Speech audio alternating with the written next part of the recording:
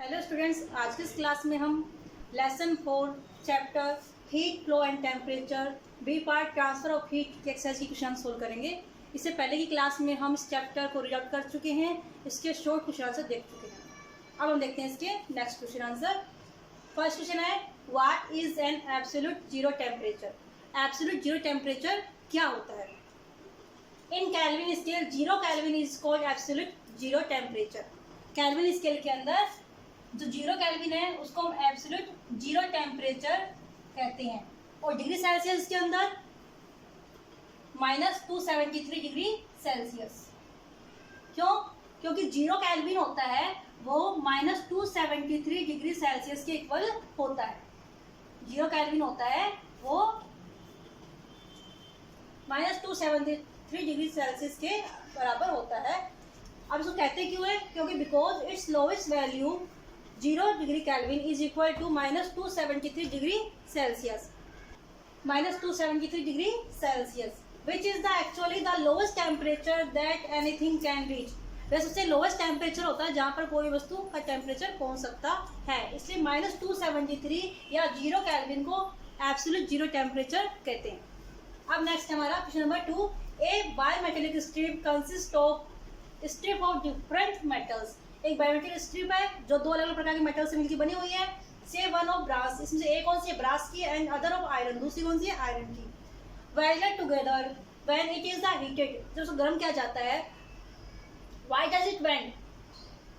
ये बेंड क्यों होती है, झुकती क्यों है, मुड़ती क्यों है? इसका रीजन क्या है?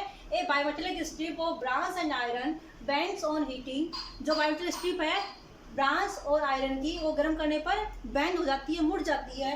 Because they expand and as one metal expand less than the other, क्योंकि वो फैलती हैं और उनसे एक मेटल वो दूसरे की तुलना में कम फैलती है। एक मेटल ज़्यादा फैलती है, दूसरी मेटल कम फैलती है। इस कारण से एक मेटल बैंड दिखाएगी और दूसरा नहीं दिखाएगी, और जस्ट टेम्परेचर का कम होता है वैसे वो वापस पहले वाली पोजिशन में आ जाती है। अब हम देखते हैं नेक्स्ट क्वेश्चन हमारा, question number 3।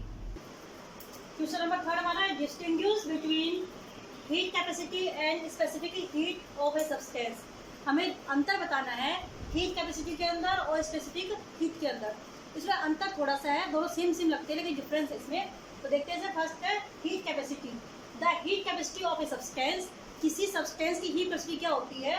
Is the amount of heat की वह मात्रा needed to raise the temperature of that substance by 1 degree Celsius. किसी सब्सटेंस का टेम्परेचर 1 डिग्री सेल्सियस इंक्रीज करने के लिए जितनी मात्रा में हीट की आवश्यकता होती है उसको हम बोलते हैं हीट कैपेसिटी। क्या बोलते हैं? Heat capacity. तो इसी सुनो बेटा ध्यान से, हीट कैपेसिटी क्या होती है? किसी सब्सटेंस की 1 डिग्री सेल्सियस इंक्रीज करने के लिए, 1 डिग्री सेल्सियस टेम्परेचर इंक्रीज करने के लिए जितनी मात्रा में हीट की आवश्यकता होती है उसको उस सब्सटेंस की हीट कैपेसिटी बोलते हैं। नेक्स्ट है specific heat. Specific heat of a substance. Specific heat क्या होती है? कि सब्सटेंस स्पेसिफिक हीट क्या होती है? Is the number of calories, मतलब कैलोरी का वह संख्या या वह मात्रा needed to raise the temperature of 1 gram of that substance by 1 degree Celsius. मतलब 1 ग्राम सब्सटेंस का 1 डिग्री सेल्सियस टेम्परेचर इंक्रीज करने के लिए जितनी मात्रा में कैलोरी आवश्यक होती है उसको बोलते हैं उसकी स्पेसिफिक हीट।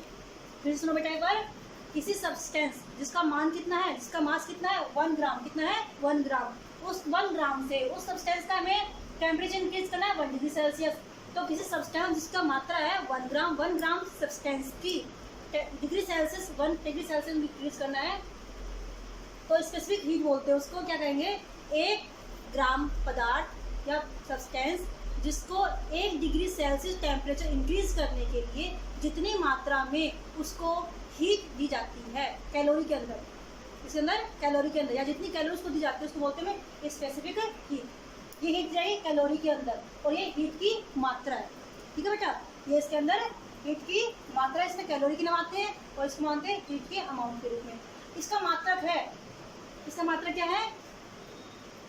इसका मात्रक है कैलोरी पर डिग्री सेल्सियस या जूल पर डिग्री सेल्सियस। इसका मात्रक है कैलोरी या जूल। अब देखते हैं क्वेश्चन नंबर 4।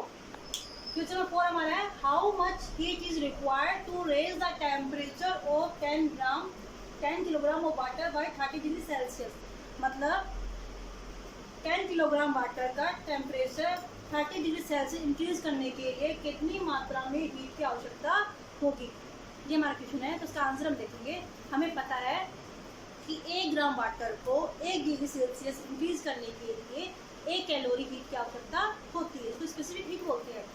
तो यहाँ पर हम देखेंगे इसका हमारा हीट जो किसी भी क्वेश्चन के अंदर अगर हीट का लॉस हो रहा है या हीट प्राप्त हो रहा है, इसका फार्मूला होता है m multiply s multiply t। m क्या है? Mass of the substance, s specific heat of the substance और t टेम्परेचर चेंज, ये 3 हमें लेते हैं। तो फर्स्ट है हमारा मास यहाँ पे कितना दे रखा है? मास दे रखा है हमें 10 किलोग्राम, मास कितना है? 10 किलोग्राम। लेकिन हमें इसको किस में चेंज करना है? ग्राम के अंदर।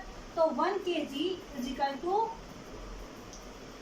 1000 gram, 1 kilogram is equal to 1000 gram.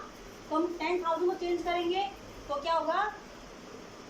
Sorry 10 kilogram change करेंगे तो 10,000 ग्राम, ठीक है क्या? और इसको हम मास हमारा ये है, स्पेसिफिक हीट एस क्या है? वाटर की स्पेसिफिक हीट। यहाँ पे वाटर काम में ले रहे हैं तो वाटर की स्पेसिफिक हीट कितनी होती है? 1। कितनी होती है? 1। और टेम्परेचर चेंज कितना है? टेम्परेचर है 3 डिग्री सेल्सियस, ठीक है। तो हम इसका फार्मूला, इसको वैल्यू को पुट कर देंगे। m कितना है? 10,000, s कितना है? 1, t कितना है? 30 डिग्री सेल्सियस। इसको मल्टीप्लाई करेंगे तो हमारा आंसर कितना आ जाएगा? 3 लाख कैलोरीज। 3 लाख कैलोरीज। इसको हमें किलो कैलोरी में चेंज करेंगे तो 1000 से डिवाइड कर देंगे तो इसमें